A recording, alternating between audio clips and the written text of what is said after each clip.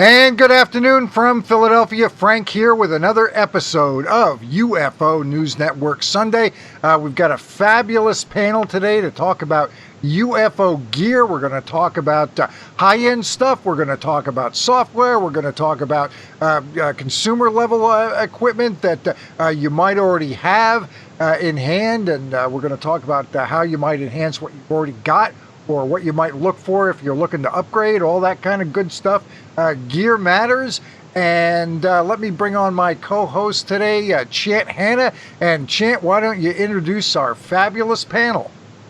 We have a fantastic panel of folks today. Thank you for introducing me onto the show. We have scientist Deep Prasad, and he's also a tech entrepreneur. He hopes to make relevant contributions to the field of quantum computing and the search for extraterrestrial life. We have Dr. Irena Scott. She is a great-great-grandniece of John Purdue. She has a PhD in physiology from the University of Missouri and was on assistant professor of biology at St. Bonaventure University. She has published works in biology and about Ohio history. Irena was on the MUFON board of directors in 1990s through 2000, an investigator and consultant, and was an investigator for QFOS. Michael Hall, also known as the paranormal lawyer. He's located in Edmonds, Washington. He's a semi-retired attorney, started a group called the UFO I-Team that has a dozen members or so in the Snohomish County region, also known as a paranormal lawyer. You'll have to correct me on how to say that properly, Michael, on the show.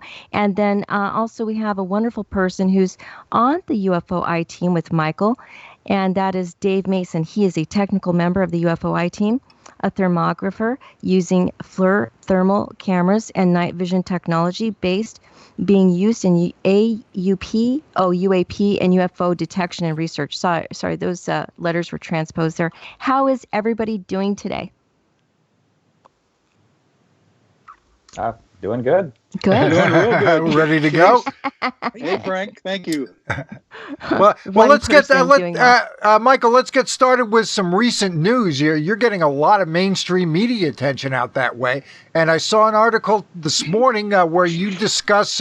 Apparently, you've gotten some tips of some UFO activity down around Seattle Tacoma International Airport, and have been going down there and doing some data gathering. So why don't you tell the folks all about that? Yeah, thank you. This was just the last couple days of last month. Literally, Lee Strauss, one of our technical camera guys on our crew, got contacted by a woman, middle-aged woman, who has said that she has been seeing for the last 8 years, she says, anomalous objects flying above the restricted or around the restricted airspace at SeaTac International Airport right next to Seattle. So she sent him some video that shows basically, as I describe it for people who can't see it right now, but basically the freeway of I-5 going right by SeaTac, and a black object, basically cylindrical and almost round, but kind of a cylindrical object hovering over the freeway and over the field. And then above that, there is this white, smaller object that's zipping around in and out of the cloud cover, which is kind of low that day, during the daytime, the broad daylight over SeaTac Airport. This thing looks like kind of like a tic-tac shape. It's white and it's kind of roundish, but smaller than the black object. So that video, when we posted on our UFO I-Team Facebook page, really went semi-viral, well over 5,000 views within the matter of a week. And it really piqued a lot of people's interest. So we went down there, Dave Mason, myself, and Lee Strauss, to take some daytime footage of the airport area. And we're still in the process of reviewing that footage. We didn't see anything with our naked eye that day, but we've got some pretty good technical gear that we'll be talking about today. Deep, you've been in the news lately too. You were working with Kevin Day, Kevin Day and Kevin Knuth, the two Kevins. You've got your own little independent team going, and why don't you tell the folks a little bit about what you're looking to do with that? Sure. Yeah. Thanks. Essentially, what we have is a sort of new SETI. I see it as an evolution of SETI in the sense that while SETI focuses on looking outside and looking at radio signals, we're pursuing different avenues of sort of confirming whether there is extraterrestrial intelligence. And one of, as many of us, I guess, have in common here is that's one of the best ways to do that, it seems, is through UAP detection. And luckily for us, we have guys like Kevin Day, right, who were the radar operator during the events of the Tic Tac. And we also have a lot of different trained professionals, trained eyewitnesses, who have come forward and given us more information about the site that we're going to be going to. So our plan is to take one research vessel, possibly two, and we're going to be going out to Catalina Islands, to essentially a hotspot where the Tic Tac is frequently sighted, almost based on a nearly seasonal pattern. You could say it's quasi-seasonal. And we want to kind of treat it like, one analogy that I really like is, in actually near Catalina Islands, they were tracking a specific type of shark species. And this shark species was rarely sighted, but eventually people would see it, and they would drop these points and coordinates every time they would see these sharks. And over time, over a year and over 5 years, they created this heat map of where you could see them and where they were going. And this gave them a lot more insight into how they function. So we hope to do the exact same thing. And now the caveat, just one last thing, is that another analogy that I like to use is that in a case of a true UAP based on the 5 observables defined by the AATIP program, if there are devices like that, objects out there that can meet those 5 criteria, we're dealing with something that would be emitting data on in spectrums that we can't even access, and we might not even have conceptualized yet.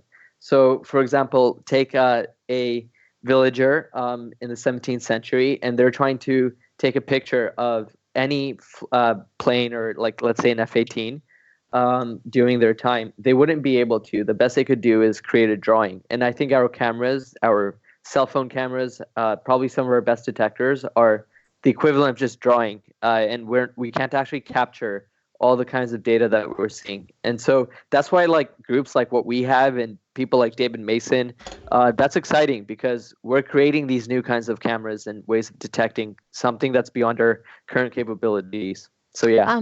Deep, my understanding is the U.S. military might be using acoustic detection, at least for defense purposes. What is your input or your feeling or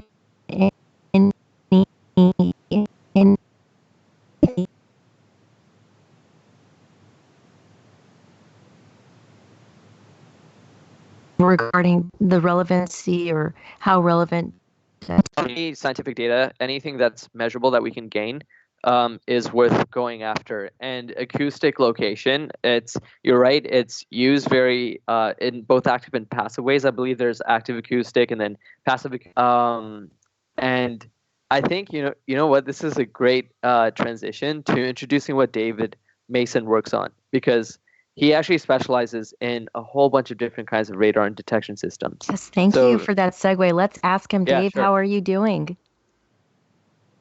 I'm doing good. Good, yeah. Can you give us any kind of input or just share with us your experience regarding the topic we're covering today? Yeah, and also, Dave, if you could give us a quick overview on what acoustic detection is in the first place.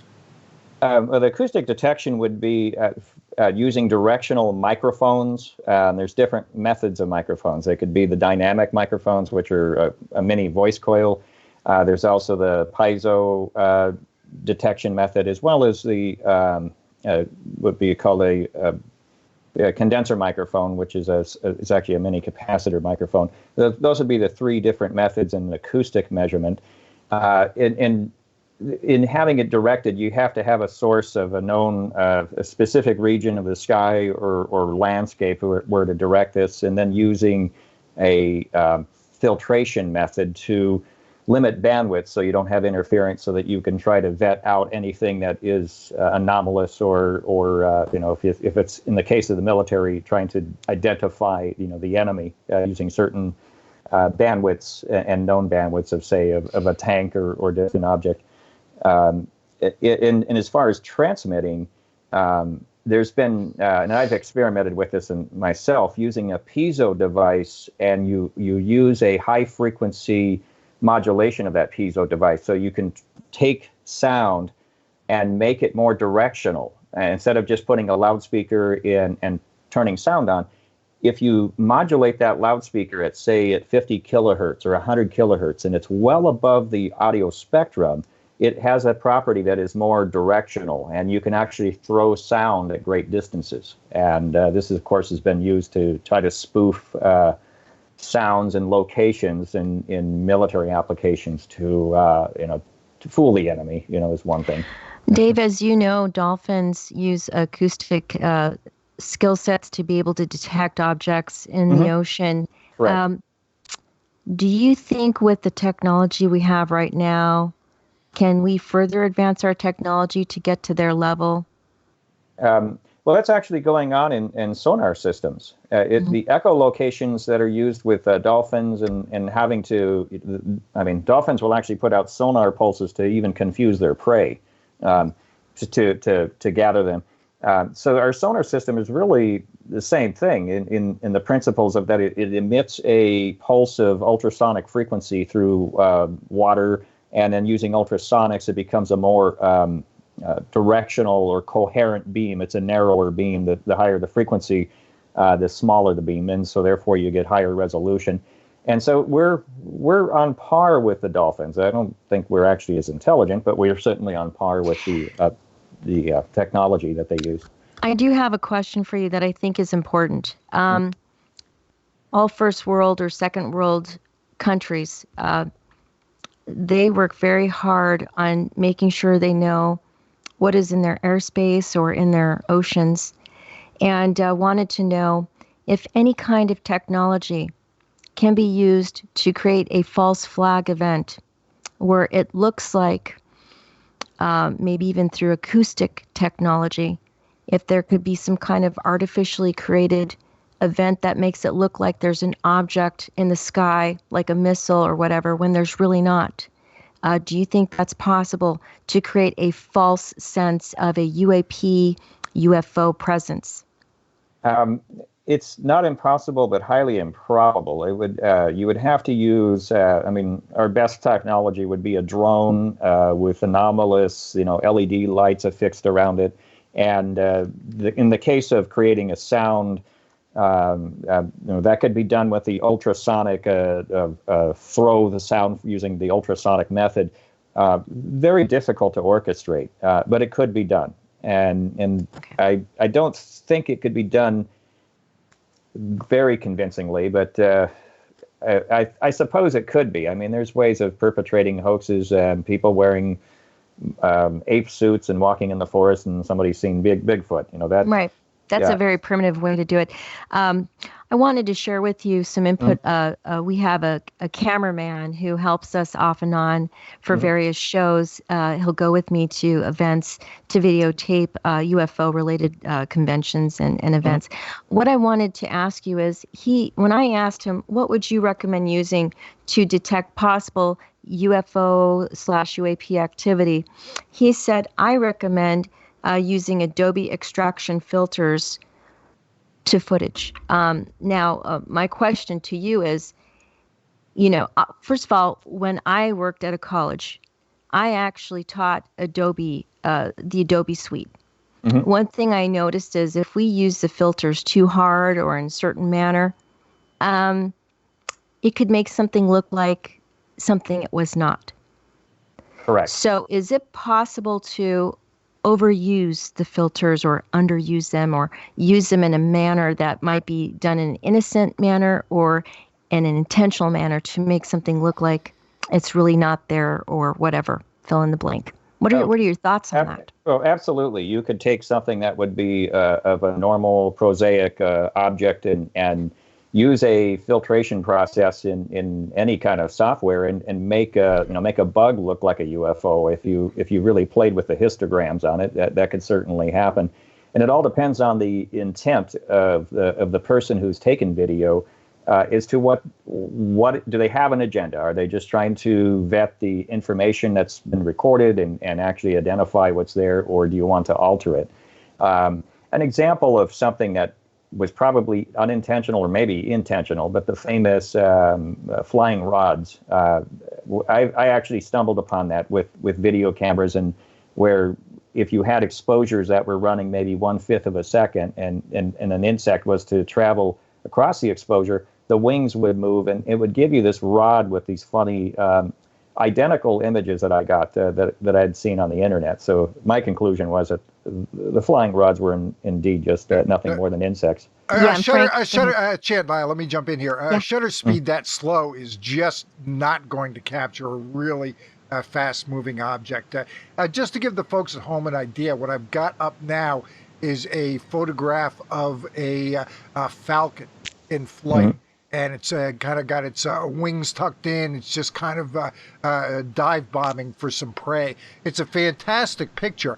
I am going to estimate, although I don't have the EXIF data, and we probably should get a little bit into EXIF data related to still photography. But I'm going to ballpark this at the shutter speed on this particular photograph. I'm going to ballpark it at a good 1/1500 or 1/1600%. So basically, that means that the shutter is opening and closing in 1/1500th of a second, or 1 second divided by 1600. That is pretty quick. Typically, a sports photographer will use a shutter speed of about maybe 1/1000.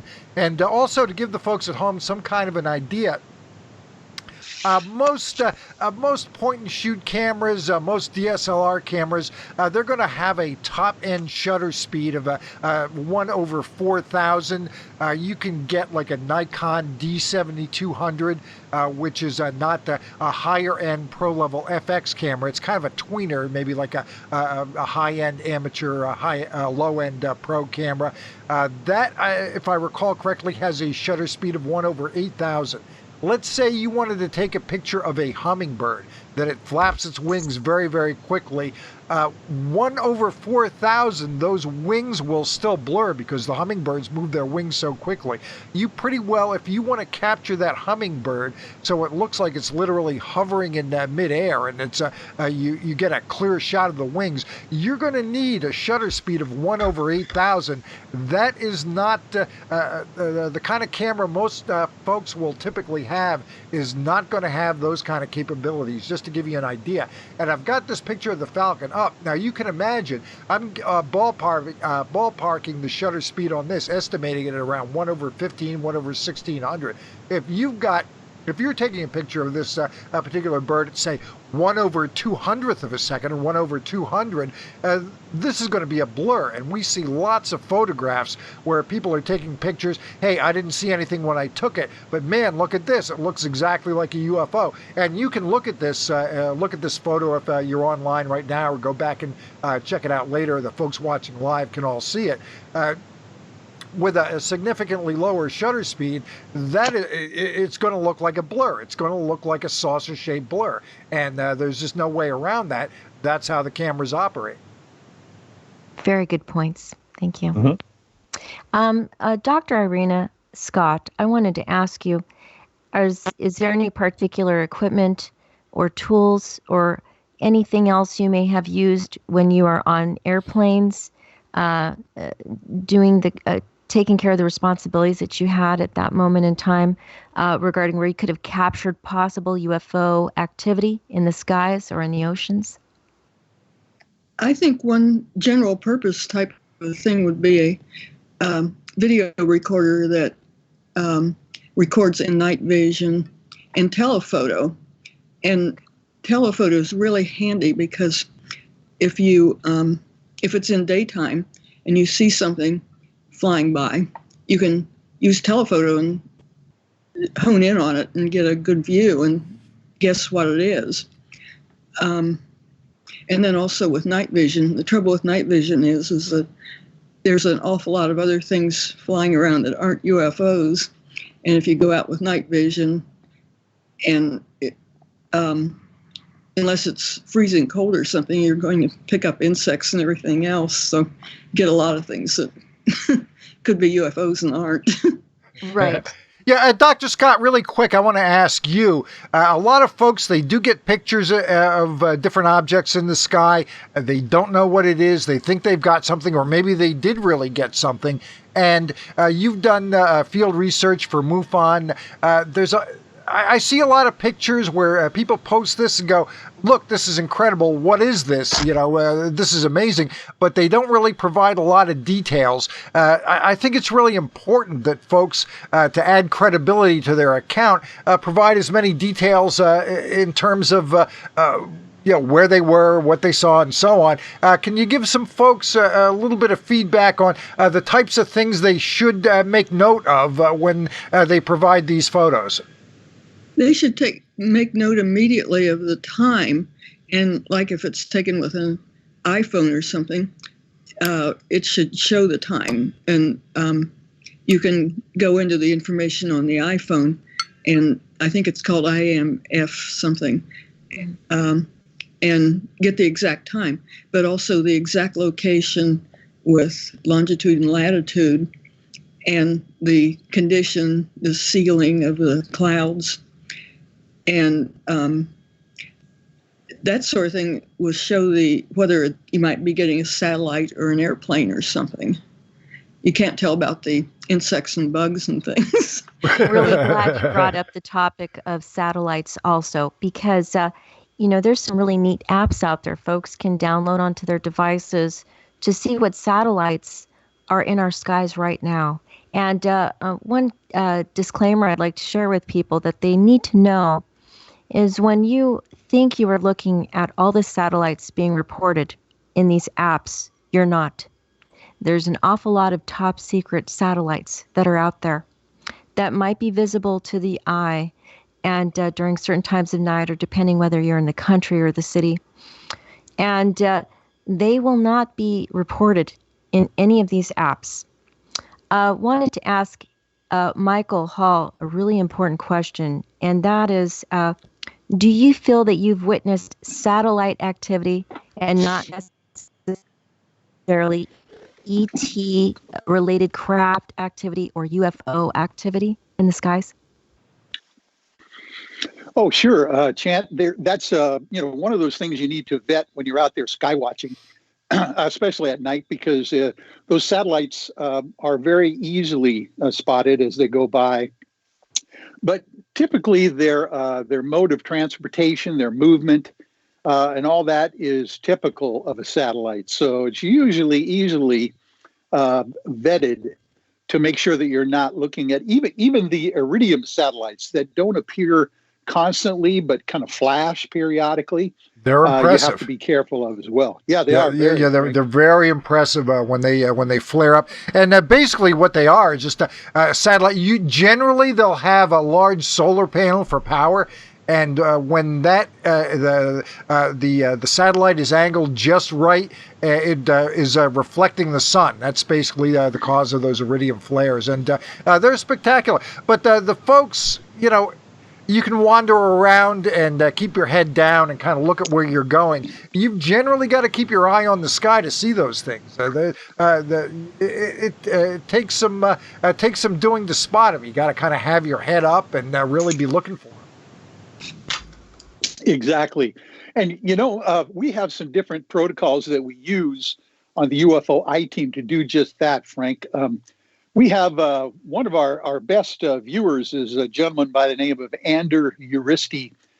He is our Basque contingent for the UFO I-Team. He's actually a Basque of heritage, and his eyesight is much more than 20/20. He has really good vision, but his strategy is to look at the night sky straight up, basically, or any direction, and uses peripheral vision to capture things that are unique to double check, with with the equipment that we have, because believe it or not, our peripheral vision is quite amazing in the fact that it's basically our survival mechanism, where if something is happening off to the side of you or in your peripheral vision, you need to know about it right away so you can get out of there and preserve yourself. So the peripheral vision that he uses to capture these things is quite stunning.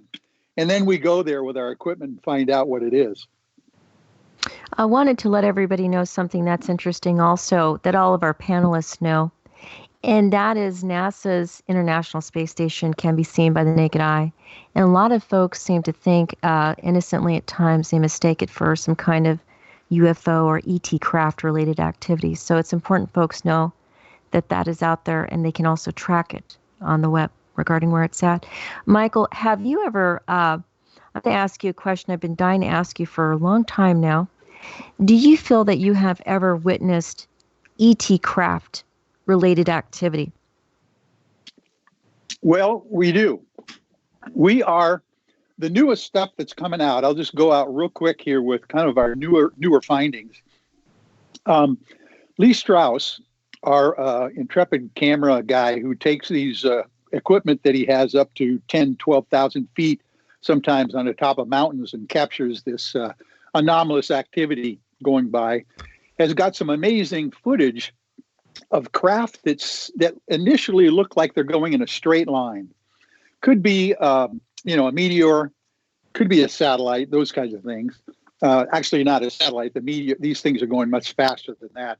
But when we zoom in with our technical equipment that Dave Mason has, we find out that these things are traveling more or less in a sine wave movement.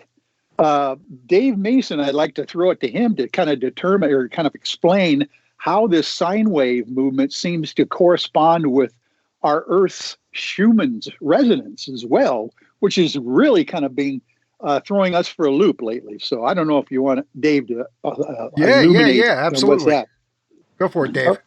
Okay, so what I did was I examined Lee Strauss's video, and at the onset, these objects that he recorded appeared to be meteors, but they had a slight wiggle to them, and then observing the wiggle, it looked like a sine wave, and it actually looked low frequency.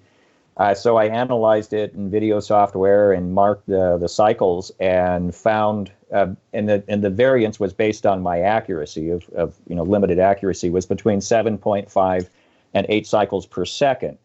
And then I'm thinking, oh, wait, this is close to the Schumann's peak Earth magnetic resonance of 7.83 cycles per second. And I thought it's well within the parameter there. So I put together a short video demo and posted on the UFOI team of my finding on that, and thought perhaps that was some kind of a signal. Who knows? It may have been a mere coincidence, but I thought it was noteworthy that it was observed, at least measured at that frequency. And so whether or not we can make that jump, I don't know, but it was certainly a known frequency that was recorded. And that's a pretty low frequency. That's 7.8 whatever it is hertz. Yeah. And then you've got you can see you got kilohertz and then megahertz, much faster frequencies as you go up the scale. Correct. So that was just interesting to see that, and that. We know that meteors don't wiggle in the sky. They're falling between 20, 30,000 miles an hour. They move in straight lines. And so I just thought that anomalous action with this thing that appeared to be a meteor was somewhat noteworthy to comment on. Yeah, and Frank, just the coincidence of this whole idea of something traveling through our upper atmosphere, low space, in the same resonance as our near space vibration or frequency of the planet. I'm wondering how that works. Is that some kind of a communication, some kind of a confirmation that these things are anomalous or not? So those are things that we're really excited to start getting into as far as the data. And I'd love to get Deep's input on that as well one day to see if the data that we have is any interest to him as well. One thing I want to jump in on, which I think is kind of interesting regarding that 7.83 frequency, is that Michael Persinger, who is passed away now, but was involved in studying remote viewing, among other things. And what he found was that if people listen to an audio of that particular frequency, that 7.8 frequency, that their remote viewing results were better. So kind of an aside, maybe it's nothing, might be of some interest to some folks, but I just wanted to throw that in there. And Deep, your feedback on all this. Yeah, thanks. So first of all, I love whenever we have time series data, because we can apply a bunch of different kinds of machine learning and noise processing, noise filtering algorithms on it, right? So when it comes to, for example, I didn't know about the remote viewing being enhanced potentially by, what frequency did you say it was at? The von Neumann frequency, I believe it is. Nice. 7.83. Okay, great. So things like that, if we can repeat it at scale to a statistically significant degree, that's very fascinating, because it means that, look at the way that we've advanced science in the past, which is through coupling and analyzing the coupling of different forces, right? Like, let's say the weak and the strong nuclear forces and the electromagnetic forces. Then when you look at something like remote viewing, I remember when I'd asked Hal Puthoff whether he understands, or whether we know yet or not, how the universe encodes a remote viewing target. He said that we have no idea. He didn't even present any theories. I guess that I don't blame him, because that's such an abstract, I guess, way of representing information and then connecting it to what we normally use in physics. So something like this, it's like a small morsel of information that maybe we can learn a lot from if it's true, because this is an instance where you have a force, an electromagnetic force of frequency 7.83 hertz, and then you have an actual force that you can say is a remote viewing force, and whatever force carriers that might have, which represents the information involved. So, yeah. Frank, I wanted to go over something called EXIF data. It's an acronym that's EXIF, which contains a bunch of information about one's camera and possibly where the picture was taken, and regarding the GPS coordinates. And EXIF stands for Exchangeable Image File Format. And every time you take a picture with your device, a file, typically a Joint Photographics Exchange group, that's what the acronym JPEG stands for, is recorded to your device's storage. Frank, can you share with us a little bit regarding why this EXIF data is so important? Sure, yeah. EXIF data, or metadata, basically two different names for the same thing. What it records is the camera settings, the time, sometimes the location, kind of depends where you took the picture, if you've got the GPS set up in your camera.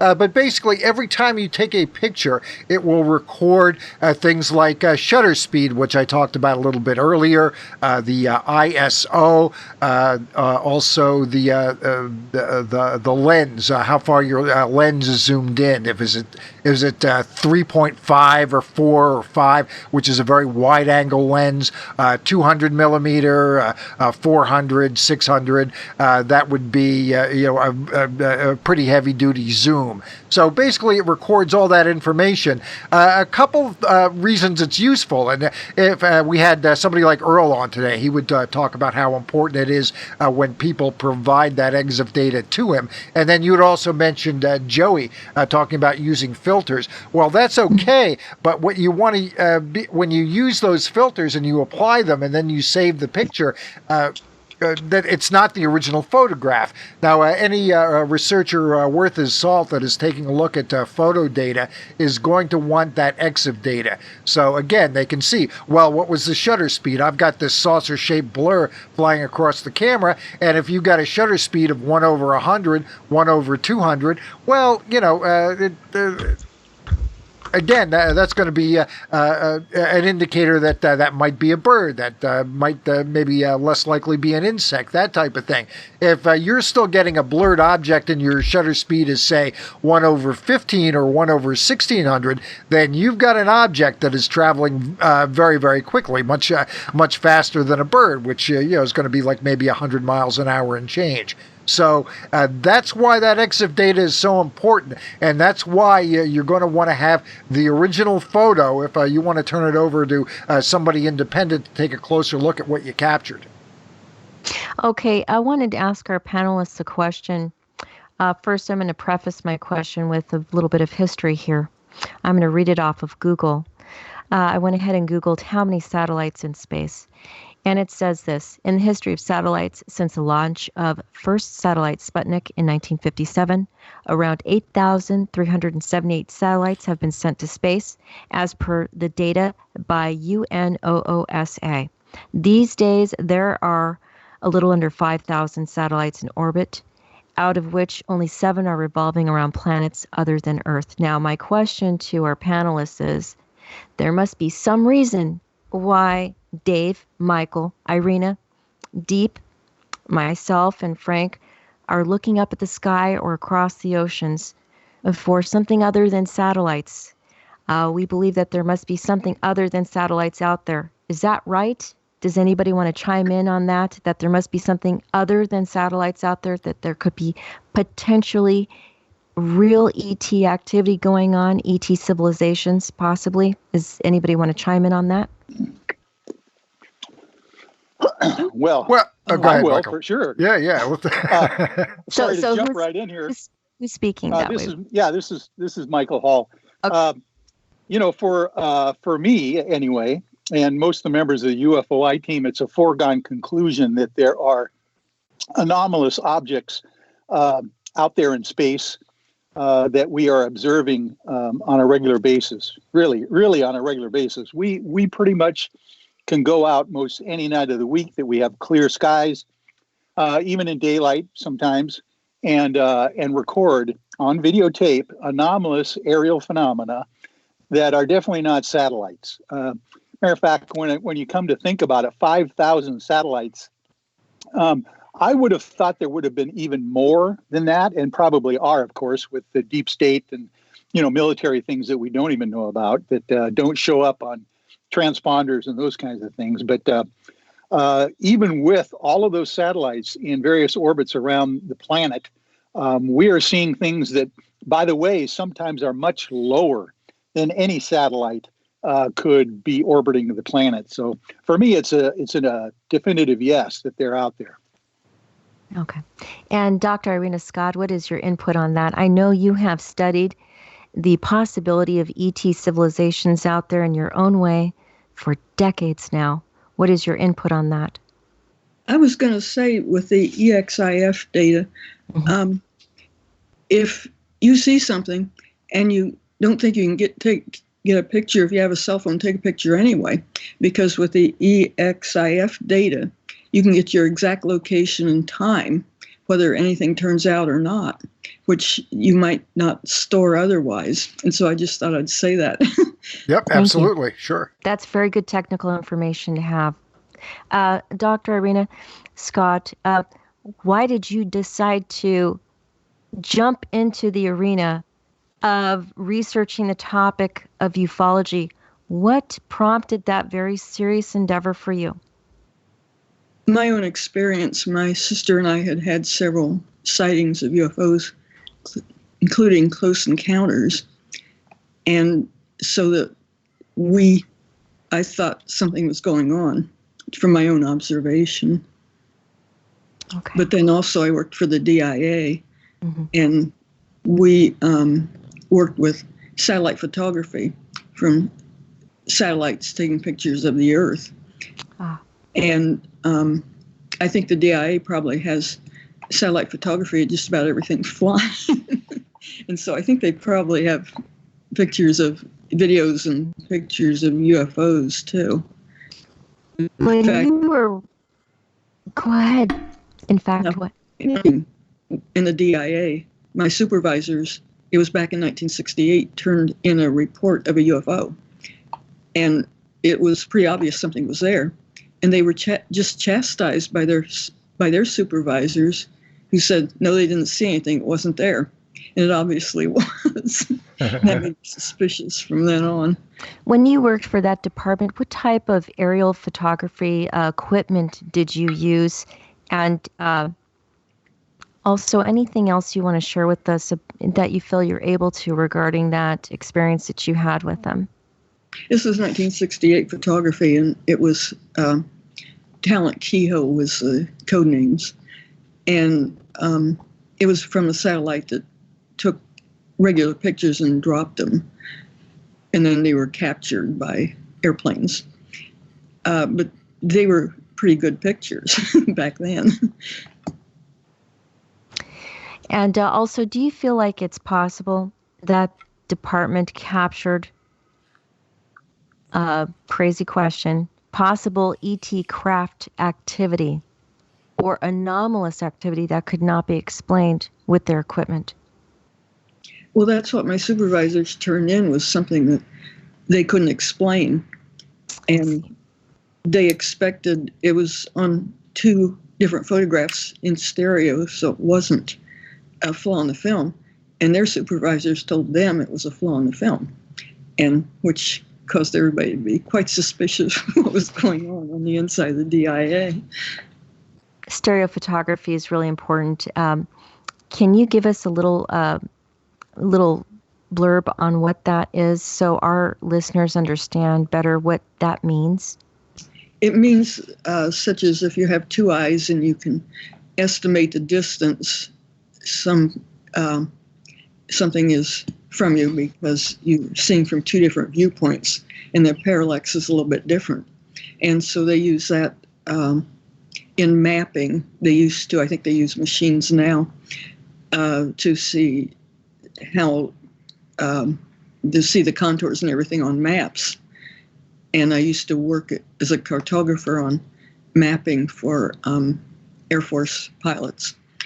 And also with the other photography, they took it in stereo so that you could use instruments and see the distance, estimate the distance. If they had calculations for every picture they took so that you could calculate the size and distance and everything else on the pictures. Deep, I wanted to know what prompted you, what inspired you or motivated you to get involved in this topic? Sure. So I like to look at it as a 2-phase story. So I was really interested in the paranormal topic, you can say, when I was younger, because I was part of what you can call a gifted program, and I was the only person who got a paranormal topic, crop circles, to study as like a sort of end of the year project. And I read a bunch of different books on the subject, from both crop circles to the idea of like ETs and even weirder things like ghosts and whatnot.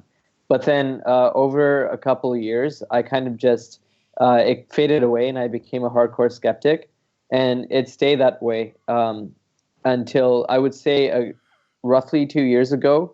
And slowly over time, I started paying more attention to all the other details about ufology. So the things that I didn't have the technical ability to vet before, I could vet that now. And I think now that I've kind of understood, or I think I understand a decent idea of what's going on, I do think there's a true, genuine phenomena worth studying. And if that is the case, it means that we need to put our entire brain power and ability to understand and get ahead of it. Why do we need to do that, Deep? I'm going to take devil's advocate, although I agree with you 100%. I'm going to pretend you're wrong, and I want to hear your argument as to why I am wrong. Why would we even care why there's possible anomalous UFO activity out there, or possible ET craft or civilizations coming to our planet or having been here all along? I don't know the theories behind all of them, but devil's advocate I want to play is, who cares what's in our airspace? How do you feel about that? That's great. I'm glad you asked that because it's one of those things where sometimes people will validly take that position, say seriously, why should you care, even if it is true? Why should I care? So the way that I look at it is that it really depends on your own personal philosophy and whether what you feel about this analogy, which is that we are in theory dealing with, like, we are the preserved tribe. We are the tribe in the Amazon that has never heard or seen a TV. We don't know what a car looks like. You see humans in uniforms and they think, what the hell are these beings? And they have these gifts and stuff. So if I found out, if I had a glimpse as a tribesman that was preserved, that there's an entire world out there, a deeper reality that I don't understand, and it's my personality that I would chase after that I would be like, all right, well, I would like to know more. I don't want to be sheltered. But there are people who, and I can't say that one perspective is valid and another isn't. Some people would take the perspective that, okay, well, look, it looks like we're just going to be inviting more trouble. I don't want bills. I don't want to worry about, my Facebook or Twitter. I like the way things are now. So yeah, it's tough, but yeah, that's how I look at it. Dave, I wanted to be a jerk to you about this topic and ask you why in the hell would anybody care what's in our skies? I personally think for security reasons we should care, but I have come across people, and Deep, I know you feel that way. We've talked about that regarding defense purposes. It's important to know, but wanted to ask Dave Mason, because we get this question, Frank and I, off and on. Who cares what's in our skies? Well, Dave, who cares what's in our skies? How do you feel about that? That almost sounds like a choice of being ignorant of science. Right. And so, that's another anomalous thing to be discussing. My interest in this phenomenon is, obviously there's something going on that indicates it's some sort of what appears to be an ET presence. But if we were to come into contact with them or find a downed craft and be able to reverse engineer that technology, we could certainly evolve our ability to, not use fossil fuels. We'd find other forms of transportation, other forms of heat, so that we could do things to improve the world and improve the environment. So I think there's some real advantages of making or vetting this information about the UFOs or UAPs, and discovering. There's still a lot to learn. We've been ignorant in science for so much throughout history, where man couldn't fly. We couldn't make it to outer space, and prominent scientists proclaiming this, and then finding out, in short order, that what they proclaimed was proven wrong, and so there's still a lot for us to learn, and that's just paramount. I think we need to pursue this. So your endeavor and passion to want to learn more regarding the science end of this topic, would you say that is one primary reason why you are so interested? Because you've totally immersed yourself in it. You are involved actively and avidly in the UFOI team that Michael Hall has in Edmonds, Washington. And I wanted to know what are some of the other reasons why you would involve yourself in this kind of enigmatic topic? Well, I'm also involving myself in it because I've actually recorded anomalous objects using thermal imaging cameras. I've actually eyewitnessed objects, so I know there's things that are out there that are certainly not us. And the interesting part of the use in thermal imaging is that I've detected objects in the thermal imaging camera where they're apparent on the monitor, and then I can take my Gen 3 night vision, and it's military issue night vision, and look up, and then there's no object visible, but the thermal camera is picking it up. So then I know this object is emitting a long-wave IR infrared. It's called long-wave infrared in about the 13,000 to 14,000 nanometer range, wherein our visual is between about 350 to 750 nanometers, and then night vision technology goes down to about 1100. So there's some things that I've determined as far as what I've recorded is that there's a electromagnetic spectrum difference between some of these objects that are detected but not seen, and of course some of these objects are actually visually, confirmed. So I have an interest in it because I've recorded them. They're obviously something that isn't man-made technology, or I should say humankind technology, that needs to be discovered and hopefully used to enhance our science, enhance our have flying cars, or something that would not have a major impact on our environment. I wanted to ask you the same question. Jan, you're breaking up a little bit just as you're asking me a question. What precipitated your... Yeah, Frank, I have the same question for you. Why do you care about this topic? I've cared about it to an extent, kind of passively. I've been interested in it going back to the early 70s. So I've always been kind of interested, but again, passively. I got more proactively interested basically when I got too old to play hockey. So that happened a little bit more than a decade ago now, and just decided this was the thing that I was going to get interested in, and found a few things that I thought were really interesting from a sort of an archival research perspective. And just had success and got to meet UFO people. I'm not the kind of person who necessarily believes this is something you should be interested in. You must be interested in it. It's kind of the thing where, when the time is right, maybe you have an unusual experience or you just get hooked in, that it's there. And the thing that I found with my interests over the years, not just UFO stuff, but other things as well, that the nice thing about them is they're always kind of there. You can kind of put it aside for a while and come back to it, and guess what? It's still going to be there. Somebody could take a break from UFOs for a year, come back to it, and there's still the topic is still going to be there.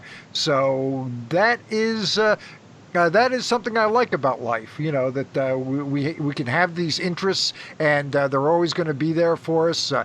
People can come and go, sometimes maybe you have falling outs, maybe they, you have friends and family who you get to a certain age and maybe they pass away, whatever the case may be, but your interests and your passions, they don't go away. They're always there for you. And That's a good UFO answer. is UFO stuff. That's my number one hobby these days, and got to meet a lot of great people, and including you there, Jan. Well, thank you. I'll tell you why I'm involved in this topic, because I'm really selfish regarding this topic. I'll be honest. I want to learn more about humanity, and I think if we learn more about the habits and the possibility of being visited by an ET civilization or civilizations, we will also learn more about ourselves. And so it's an intellectual endeavor, like I know it is for everybody here on this panel, and also because of the unknowns. And, I've met people who say things like, well, I want it to be a mystery. I enjoy the mystery of it. Well, I'm glad for you. But if I can learn more about it, I'm all for it. However, I am totally, acutely aware that we may never really learn all we want to know about it. And that's also fine. So I wanted to go ahead and give that input. Now, I wanted to ask everybody before we end the show about the topic of using radar equipment to capture possible UFO activity. Deep, how do you feel about radar equipment being used by anyone, military, any entity, any organization? Yeah, I look at radars, and these days I'm a little bit more interested in the radar jamming aspect of things, because there's always the idea that, for example, the Tic Tac cases was the result of radar jamming done by, let's say, a terrestrial adversary, right? Like, let's say China, or it was our own guys, and they were spoofing the radar returns. The interesting thing here that I think would be great is if we could get our hands on the nature of the radar jamming that occurred. So, for example, there's two kinds of radar jamming. There's electronic jamming, and then there's mechanical jamming. In the case of electronic jamming, what you can do is analyze the noise profile that was created in order to jam your system. Now, this noise profile can actually tell you a lot about the system that it came from, the underlying radar jamming system. If we're dealing with a true extraterrestrial intelligence that, let's say, is jamming the system, then the noise profile that it creates would at least be mathematically more optimal than the noise profile coming out of a more primitive radar jamming system that we create. So, yeah, I think that using radars is a valid way, but also radar jamming might tell us a lot too. Yeah, real quick, Deep, going back to the Tic Tac case. Now, we know that they got radar signals back on the ships, but then the guy who was closer to them, pretty much right on the Tic Tac, Dave Fravor, has reported that his radar was jammed. So apparently, if there's some radar jamming going on, it has a range within which it's. Before we end the show.